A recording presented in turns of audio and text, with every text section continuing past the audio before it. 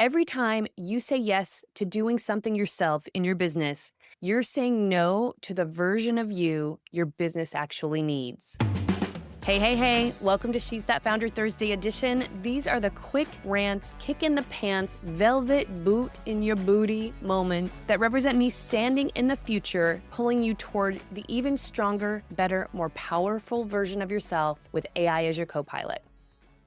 It's February. It is almost Gallantines Day. And I have to say, it wasn't one of those things that I used to celebrate, but the more I have committed myself to elevating women in business, the more excited and joyful I feel every time February 13th rolls around. So I hope that you have grabbed your girls and you're going out to do something fun.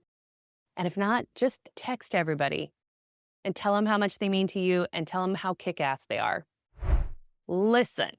I need to talk to you about something you said this morning. It's faster if I just do it myself. Yes, that thing you kept saying, it's a bunch of crap, and I say that with love. Because here's what actually happens when you say that. You hand something to your team. Maybe it's a client proposal. Maybe it's a project brief. Maybe it's an email to a partner or a client that you're trying to land. They do the thing, you look at it, and immediately your brain goes, oh no. This isn't quite right. Not catastrophically wrong, just not your way. Not the tone you would have used. Not quite detailed enough, not quite whatever. So what do? You take it back. You know what? Just let me handle this one real quick. So can I get an amen? Do you recognize that? And then you spend 45 minutes rewriting something that should have taken them 20 minutes, maybe an hour if you really get in there. And meanwhile, your team is watching. And they're learning the real lesson here, which is don't bother trying. She's going to redo it anyway. So next time, they don't even pretend. They just bring it straight to you. Hey, can you just take a quick look before I send this? And the translation is, can you do my job for me? And you do, because it's faster. Except that here's the Gallantine's truth bomb. It's not faster.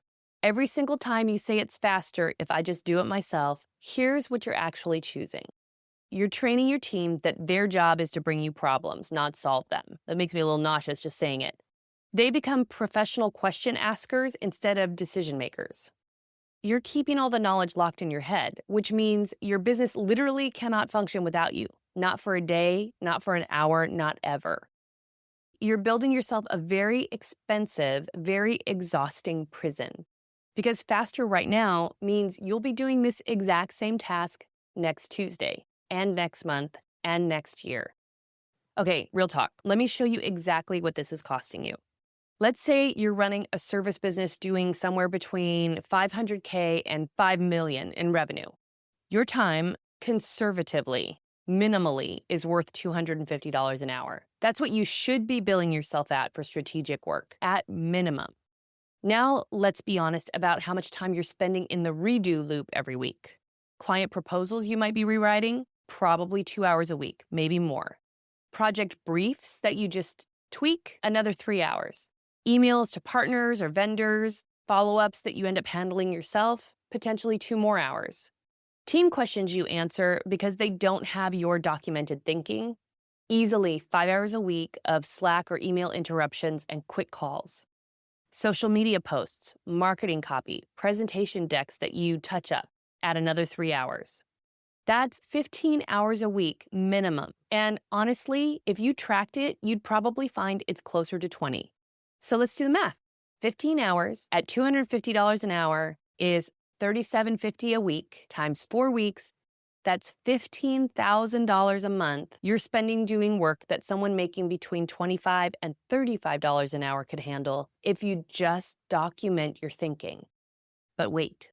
It gets worse because every time you jump in to redo something, you're not just costing yourself those hours, you're also training your team to be helpless, which means they're operating at maybe 60% of their actual capacity and pay scale because they're constantly waiting for you to tell them what to do. If you've got a team of even 5 to 7 people, and they're all operating at 60% effectiveness because they don't have frameworks to make decisions, that's like paying for 7 people but only getting the output of 4. The actual cost, north of $10K a month, easily. And I did this for years. I told myself I was protecting quality, that I was maintaining the client experience, that I was being a good leader. And you want to know what I was really doing? I was protecting my identity as the person who's the best at everything because deep down, I was terrified. If my team could do it without me, what did that make me? What was I even for? And here's the thing, I had worked with Oscar winners, fashion brand presidents, TV producers, talent managers, people operating at the highest levels. I knew what strategic leadership looked like, but I couldn't give it to myself. So here's what I need you to hear. You're not redoing their work because they're incompetent. You're redoing it because letting go of being the person who does everything right feels like becoming unnecessary. But here's the thing nobody tells you. Being irreplaceable is just another word for bottleneck, and bottlenecks don't scale, they break. So here is the shift. And this is where everybody gets delegation wrong. Everyone's telling you to delegate more, but that's not your problem specifically. The problem is you're delegating tasks instead of decisions. You're outsourcing the doing without transferring the thinking. And that's not delegation. That's just creating a bunch of very expensive assistants who can't function without your brain. Can you see the difference? When you delegate a task, you get, hey, I finished a thing. Can you review it? When you delegate a decision, you get, I made this call based on the framework you gave me. Here's my thinking. I'm moving forward unless you see something I missed. One keeps you in the loop, which is great, but the other multiplies you. Here's the hack that changed so much for me and for my clients. So create what I call your founder-only list. 5 things. That's it, just 5. These are the only tasks that genuinely require your specific brain, your strategic judgment, and your unique expertise. And here's the criteria that most of us miss. Your founder-only list should include tasks that meet at least 2 of these 3 filters. Filter 1, only you have the relationship capital. So think closing high-value clients, navigating sensitive partnership negotiations, handling escalated client situations where your reputation is on the line. Filter 1, you have the relationship capital. Filter 2, only you have the strategic context. So think setting company direction, making build versus buy decisions, deciding which market to enter or which product to create, saying no to revenue that doesn't fit your vision. And then the final filter, only you have the unique expertise that is the business. So think, if you're a brand strategist, maybe it's the final brand positioning. If you're a PR maven, maybe it's the media pitch angle, the thing clients are actually paying for your brain to do. Everything else, and I mean everything else, you teach it once, you document it once, and you never do it again. Here's how you actually figure out who gets what. The next time you catch yourself starting to say, it's faster if I just stop. Ask yourself, what's the actual decision that needs to be made here? And then ask, and this is like, I'm modeling this for you right now. This is how my brain works as a business strategist. So I'm giving you what I'm telling you to do, right? What I'm telling you to think through and do for your team. So stop, ask yourself, what's the actual decision that needs to be made here? Then ask, what would someone need to know to make this decision the way I would? Because here's what most of us do wrong. We hand off the task, but not the thinking. We talked about that. What we tend to give our team members is, can you draft the client proposal for the Davidson project? What they should get is, can you draft the client proposal for the Davidson project? Here's my thinking. They're price sensitive, but value driven, so lead with outcomes, not deliverables. They've been burned by agencies before, so emphasize our process transparency. And they're risk averse, so include 3 client examples that are in their industry. Use the proposal template in the shared drive and follow the tone guide. If you're unsure about pricing strategy, ask me before you start, not after you've already drafted it. Can you see the difference? Yes, I know that was a lot of words there, but it took me 2 minutes to share all of that context and all of my thinking to empower my team member to go make an incredible proposal. You're not delegating the task, you're transferring your decision-making framework. And so now that you've got that part handled, let's figure out who on your team should own what. So your junior team members, give them process-driven tasks with clear output. Things where you can document when X happens, you do Y. If Z happens, loop me in. So examples might be scheduling, data entry, client communication from templates, social media posting from approved content. Your mid-level team members, people who've been with you 3 to 5 years, You can give them judgment calls with documented principles. Things where you can say, here's how I think about this type of decision. Here are the factors I weigh. Now you make the call. So it could be client onboarding customization, project scoping, team workflow adjustments, choosing vendors under $5,000 of investment. And then here's what you can give to your senior team members or department leads. If they've been with you for 5 years or more, they've picked up a lot of your thinking without you even intentionally giving it to them. So you can give them strategic ownership within their domain. Things where you can say, here's the outcome I need and the boundaries I care about. You own the how. So this could be hiring decisions for their team. It could be budgets. It could be client relationship management. It could be redesigning an ops process. All of that gives you some framework, some process for sharing things and giving things away to your team.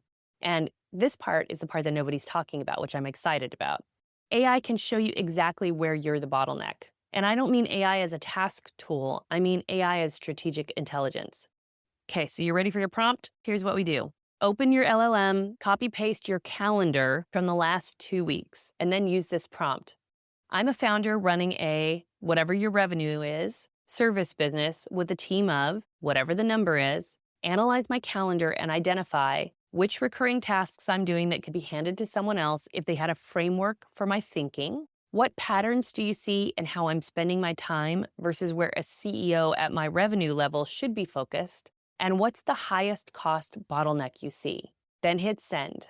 AI will pattern match in 30 seconds what would take you a week to figure out yourself, even though I bet you have a pretty good idea in your gut. And taking all that time to do that, that's not efficiency, that's strategic intelligence. And this is where it really gets good. You can use AI to turn your brain dump into an actual framework. Next time you do something you know you shouldn't still be doing, record yourself doing it. Just talk out loud like you're teaching someone next to you, like I'm doing right here with you on this podcast. Okay, I'm reviewing this client proposal. First thing I look for is whether they led with the client's problem or our solution. Always start with their pain. Then I check if the outcomes are specific and measurable, because vague promises kill trust. Then I look at the pricing structure. That's just an example, and you can take that recording, the transcript, or your notes, give it to AI, and here's another prompt to polish that up so that you can get your thinking out where your team can see it. I just describe exactly what you did and why, turn this into a step-by-step decision framework someone on my team could follow, including the judgment calls I made and when to loop me in versus decide independently. And AI will give you back a documented process in about 90 seconds that would have taken you an hour to write yourself. And now that thing you were doing, you have the option, the possibility to never do it again. You might be thinking, girl, what if they still don't do it as well as I would? Okay, fair. But first of all, that isn't actually the question to ask. The question is, what becomes possible in my business when I stop doing work that actually doesn't require me? Because here's the truth your business has been trying to tell you. It doesn't need you to be the best at everything. It needs you focused on the 5 things only you can do. So the translation, when you stop redoing everyone's work, you're not losing control, you're multiplying yourself. And here's the ripple effect. Your team stops treating you like Google. They start actually solving problems. They start bringing you solutions instead of questions. You work less, not more. And your business becomes more valuable, not because you're in it all the time, but because it works without you having to be in every single decision. That is so much more than delegation. That is freedom. And that 10 to 15K a month you're saving, that's not even the best part. The best part is you finally have strategic capacity to do the thing you started this business for in the first place, the life-changing work, the big partnerships, the thought leadership that positions you as the expert. This version of you is what your business has been waiting for. Okay, let me recap real quick. 1, it's faster if I just do it myself is costing you between $10,000 and $15,000 a month minimum. Stop saying it. 2, you're not delegating tasks, you're delegating decisions and strategy. Transfer your thinking, not just the doing.